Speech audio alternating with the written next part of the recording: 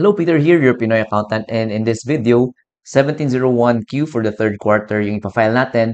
And this time, yung itemized deduction naman yung ating discussion for today.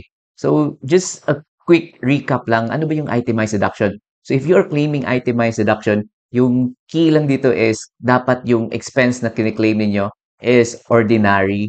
And number two is necessary for your business. And yung pinaka-importante dito is you have a valid invoice to support your expense. If wala kayong valid invoice, ibig sabihin yung supplier ninyo hindi registered ng BIR or wala silang invoice na ma-issue sa inyo, unfortunately, hindi nyo pwedeng i-claim yon as an expense or allowable deduction if you are claiming yung ano nga itemized deduction. So ito quick recap lang ng ating computation. So it's yun talaga yung recommend ko is you have a computation for your income tax. So that mas easier natin i-transfer from, for example, our Excel, punta dun sa ating EBIR form, mamaya papakita ko. So, stay tuned, mag-actual tayo na fill out nung 1701Q for the itemized deduction. So, ito yung quick computation lang, yung gross sales ninyo, that is your selling price, multiplied by yung quantity sold niyo. So, madami din confuse kung ano ba yung gross sales nila and ano ba yung pwede nilang i-less. So, yung pwede nyo lang i-less sa gross sales niyo is the sales, returns, allowances, and discounts. So, if you are Shopee, TikTok, or Lazada, if may mga returns or sinaoli ng product, ayun, di ba, mag-refund yon. So, yung refund amount, pwede nyo i-claim yon. Or if you are doing itong mga promotions, if kayo mismo yung nag-initiate ng mga discounts to your sellers, initiated by, I mean, to the buyers, initiated by yung seller mismo, so pwede nyo i-claim yun as sales discounts. And that would give us, so gross sales, less yung sales returns, allowances, and discounts, ayan, that would give us our net sales.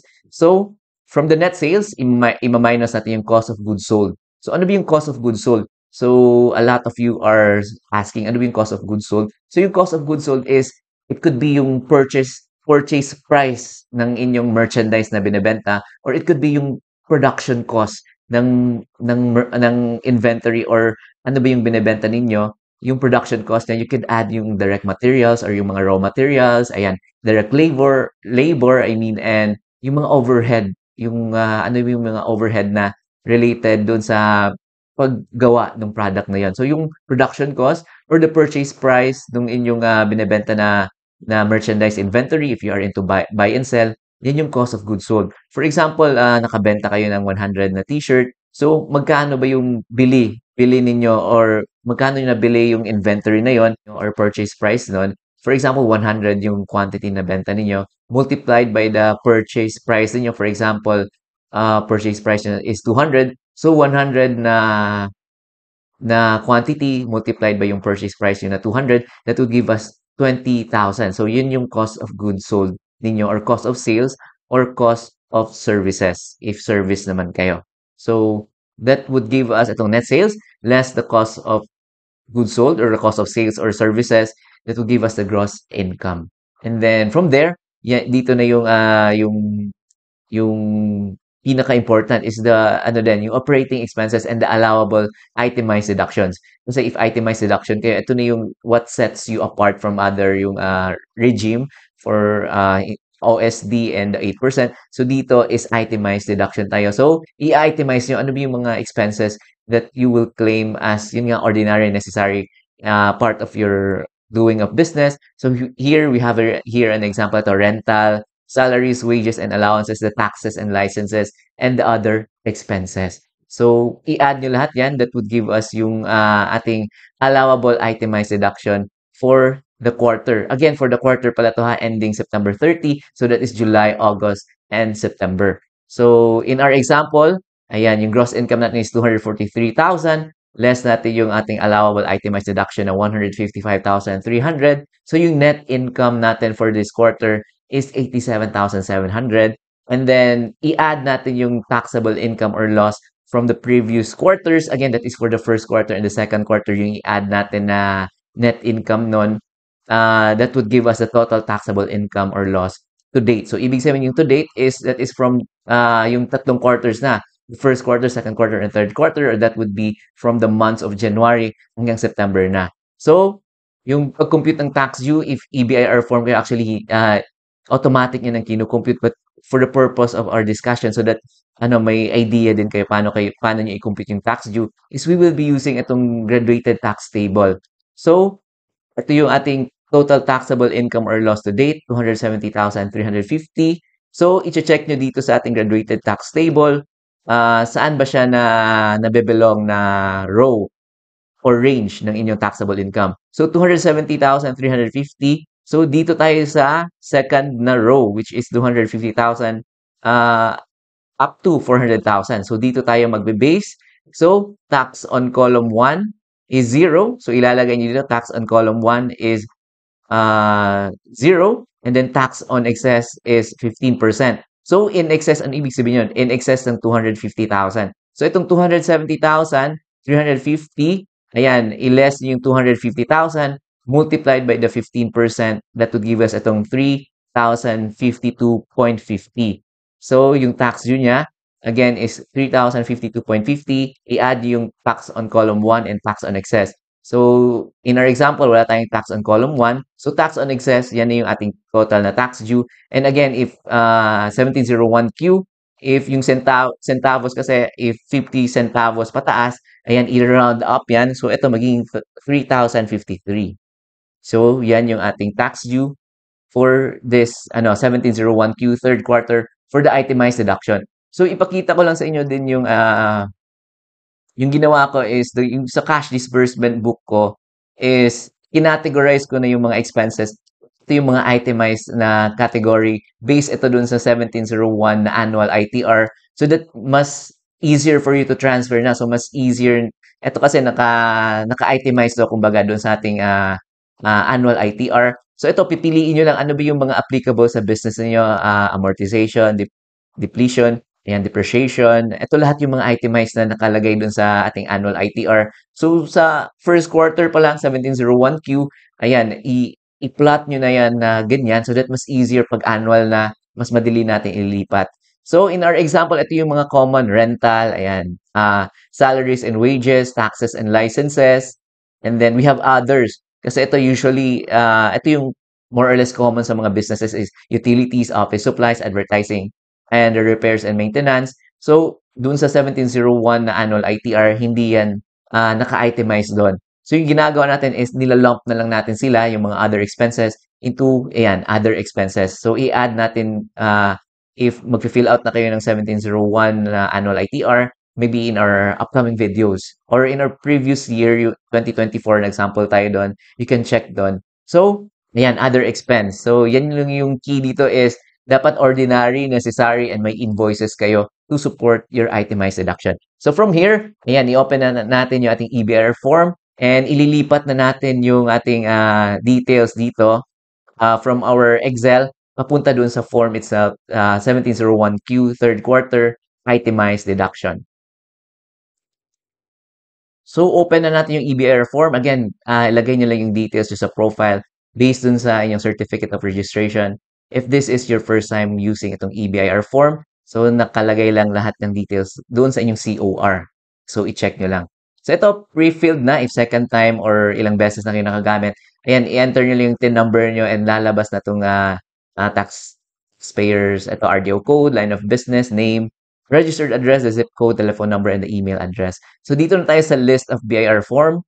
Again, we are using itong 1701Q version 2018. Ito yung latest na available or latest na form na kailangan natin gamitin. This is the new one, 2018. So, ayan, i-click nyo yung fill up. And then, click nyo OK. Hintayin natin mag-load. Ayan, so mabilis lang nag-load this time. So, isa-isahin natin. Number 1 for the year, this is 2025. And then for the quarter, third quarter. And then, if this is amended return, so the answer is no. And number of sheets, pwedeng 0 lang ilagay nyo. And then, i-check nyo dito sa part 1, background information of taxpayer, kung ano yung mga wala pang details. So, PIN number, ayan na pre-filled na RDO code. And then, dito tayo sa taxpayer filer type. So, in our example, ano tayo, single proprietor, nagbebenta tayo sa Shopee, Lazada, or TikTok online seller. So, if you are professional, ito yung pipiliin nyo, professional. If you are in practice of your profession. So, in our example, ito single proprietor. And then, Dito naman sa ATC, since graduated, ano tayo itemized, so that is a graduated income tax rate. So business income, if yun nga, you're doing business, and income from profession naman, if you are practicing your profession. So, ayan, yung pinili natin again is the business income, I mean, graduated income tax rates. So, next is the taxpayer's name. Ayan, nakalagay na. Registered address. So, dito na tayo sa 10A zip code. Ayan, complete na. Month, ayan. I-follow nyo lang yung format niya. Month, date, day, and the year. So, email address, nakalagay na. So, citizenship, Filipino. Ayan. Number 14, foreign tax number. In most cases, hindi yan applicable sa atin. So, leave it blank. Claiming foreign tax credits, again, most cases, wala tayo niyan. No nyo lang. And then number 16, ayan, since graduated yung pinili natin sa taas, automatic siya nag-tick dito or nagpili. Ayan, graduated rates. And then 16A, so yung method of deduction natin is itemized deduction. So OSD, post na tayo niyan in our previous video. If hindi nyo pa napanood, ipopost ko lang yung sa description box yung link sa ating video. So part 2, background of information on spouse. If you would want to do a joint filing with your spouse, pwede nyo ilagay yung details niya dito. But in most cases, separate filing yung ginagawa ng mostly. So, leave it blank na lang if you are planning na separate kayo magpa-file. So, let's proceed. Part 3. So, wala pang nakalagay na details since hindi pa natin na-fill outan yung ating part 2, yung details ng ating sales and expenses. So, let's proceed. Click nyo yung next. And then from here, hanapin natin yung pinakataas since we are graduated income tax rate. So again, the sales, revenue, receipts, and fees, net of sales returns, allowances, and discounts. So net sales yung ilalagay nyo dito. And this is for the third quarter ha. So ibig sabihin, this is July, August, and September ninyo na sales, revenues, and receipts. So balikan natin yung ating Excel so that mas easier for us to get the figures. So, yung ating net sales, ayan, gross sales natin 540 and then sales returns natin is 27,000. So, 513,000 yung ating net sales. So, ito yung ilalagay natin doon. 513, ayan. So, cost of sales natin, again, na-compute na natin to. Cost of goods sold, ayan, 270,000. So, that would give us itong gross income na 243,000. So, dito na tayo sa allowable itemized deductions. So, i-add lang natin itong items na ito. So, that is itong 155,300. 155,300. So, ito, hindi ito nag-apply OSD. So, that would give us itong net income na for this quarter, the third quarter is 87,700. So, i-add pa natin itong taxable income loss from the previous quarters. Again, nasa number 45 yan. So, that is just the total taxable income to date ng second quarter ninyo. So, i-check nyo ang inyong 1701Q na file na for the second quarter and nandun yung figure na yan. If wala naman, i-add nyo lang yung net income ninyo for the first quarter and the second quarter. That would be your figure here for the taxable income from the previous quarters. Again, first quarter and second quarter yan. So, i-check natin yung ating 1701Q na second quarter. So, for the 1701Q na second quarter, nasa number 45 siya. If kita niyo, ayan. Total taxable income loss to date ng second quarter natin. Ibig sabihin, this is already the first quarter and the second quarter to date na kasi. So, ito yung lalagay natin na figure is 182,650. 182,650. So, non-operating income, if may mga other than your business kayo na income like sales, nag-garage sales kayo and not related sa inyong business, dyan nyo ilalagay. And if you are, GPP or General Professional Partnership, if practice a profession kayo or doing counting na if kasali kayo sa firm, ayan, yan yung ilalagay nyo dyan, General Professional Partnership. But in our example, zero lang yan. So again, that would give us itong total taxable income to date. So that is just the third quarter, 87,700 plus yung previous quarters natin ng 182,650. So yung to date natin is 270,350. Ito yung taxable income natin to date. And then yung tax due niya, kita nyo, automatic na pag EBIR form, kinocompute niya that 3,053. So, i-check natin yung if tama ba yung computation natin kanina. So, ito yung computation natin kanina. Ayan, tax on column 1, and excess. So, 3,052.50. Again, i-round up yan pag 50 centavos pataas. So, 3,053. Tama. Ayan, tama yung ating computation. So, goods. Ibig sabihin, tama yung mga figures na nailagay natin dito sa ating form.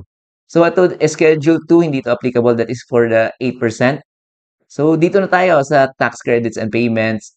Again, if you have prior years excess credits, i-check yung 1701 ninyo na annual ITR. If may overpayment kayo doon, and usually yung option yan is to carry forward yung overpayment papunta sa next quarter or next taxable years. So, yan yung ilalagay nyo. So, in our example, 0 yan. And yung tax payments naman, number 56 na tayo. Yung tax payment for the previous quarters, again, previous quarters, ibig sabihin, first quarter and second quarter na yung mag-apply dito. But in our example, 0 lang yon because hindi umabot yung ating taxable income. For the first quarter hanggang second quarter, hindi siya umabot ng lampas ng 250,000. So, 0 lang yan. So, i-check nyo yung if ever may mga previous payments kayo first quarter and second quarter. So, i-check nyo if may nagbayad kayo ng tax due for those quarters. So, in our example, 0 lang yon. So, dito na tayo sa creditable tax withheld. For the previous quarters, again, these are your 2307 for the first quarter and the second quarter. So, i-check nyo kung i-check yung mga 2307 ninyo na binigay sa inyo, and i-check nyo yung amount nun, if magkano. But, you can also check yung previous ninyo na na-file. Makikita nyo yan doon sa ano, yung for this quarter. Creditable tax withheld for this quarter. So, in our example, pwede natin balikan yung ating Excel kasi doon nakalagay yung mga 2307 natin. So, dito sa Excel, actually, you can check itong creditable withholding tax or the CWT. So, yung ginagawa ko is monthly, ina-add ko siya, and then quarterly na din. So, that mas easier. So, yung hinahanap is the previous quarter na CWT. So, that is the first quarter and the second quarter. So, i-add natin to. First quarter natin is 2,650.50. And the second quarter natin na CWT is 2,487.75. So, yung sum niya is, ayan, kita nyo ba? 5,138. So, yan yung ilalagay natin. Previous quarter is 5,138. And then, for this quarter naman, again, i-check nyo yung 2307 nyo, or if may Excel kayo, or yung sa book nyo itself, pwede nyo i-check doon kung in-add ninyo, or if hindi nyo na-add, i-add lang ninyo yung mga 2307 or the CWT. So, for this quarter, the third quarter natin, ayan, that is 2,511. So, yan yung ilalagay natin. So, for this quarter, ayan, 2,511. And with our CWT, ayan, ay, next tayo is itong tax paid in if amended return. So, hindi ito na amended return. So, 0 lang yan. Foreign tax credit, again, if applicable, 0 lang. Other tax credits or payments, so in most cases, 0 lang yan. So, may total tax credits tayo na or payments na 7,649 because may CWT tayo nung first quarter, second quarter, and third quarter. So, yung tax payable natin for this quarter is still wala tayong tax payable because overpayment pa tayo na 4,596 dahil may CWT tayo or 2307. So, Schedule 4, penalties. So, if on time kayo nag-file, wala pa tayong penalties. And if ever late na kayo nag-file, kailangan nyo pumunta sa RDO ninyo. So, that sila yung mag-compute nito ng surcharge interest and the compromise. So, ayan, balik tayo sa page 1. I think we are done. So, quick review lang. Yung tax due natin is 3,053 and may tax credits tayo na 7,649. That would give us itong overpayment na 4,596. Ayan, total penalty, 0. So, we still have overpayment na 4,596. So, for this quarter, no need to pay pa. Wala pa tayong tax payable. So, next natin is, i-click natin itong validate. Ayan, validation successful. And then, i-save ninyo. And then, of course, i-print ninyo so that you will have a copy yung final na isasubmit or na-submit ninyo. So, print nyo PDF. Pwede yon. So, ito, last step na tayo. Submit final copy. Ayan, please ensure you have the internet access and valid email address. So, are you sure you want to submit? Ayan, i-okay ninyo. So, next natin is itong EBR form, revised terms of service agreement. So, ayan, i-click nyo lang yung okay. And after clicking the okay, it's either unsuccessful siya. So, magpo-prompt siya na it could be may problem sa inyong internet. Ayan, so you will have to redo again yung i-click nyo na yung submit. Ayan. If ever naman successful, magpo-prompt naman siya na submission successful. And i-check nyo yung inyong email. So, mag-i-email din ng income tax return receipt confirmation email. So, i-check nyo. And then from there, pwede na kayo magbayad. You can pay through Maya. You can pay through MyEG. Ayan, so may videos din tayo kung paano kayo magbabayad using the Maya and the MyEG. So, ayun, yun lang yung ating video for today. I just showed you yung 1701Q third quarter for the itemized deduction. And if may mga tanong kayo, just comment down below and I'll do my best to answer all your questions. And again, thank you for supporting our channel. So if you would want to support our channel, you can go to our website. It's up and running pa, www.pinoyaccountant.com/donate. And pwede din kayo gumawa ng account doon. May mga free online courses tayo. But for now, ginagawan ko pa ng video so that we will add more courses in the future. So again, thank you very much and I'll see you in our next videos.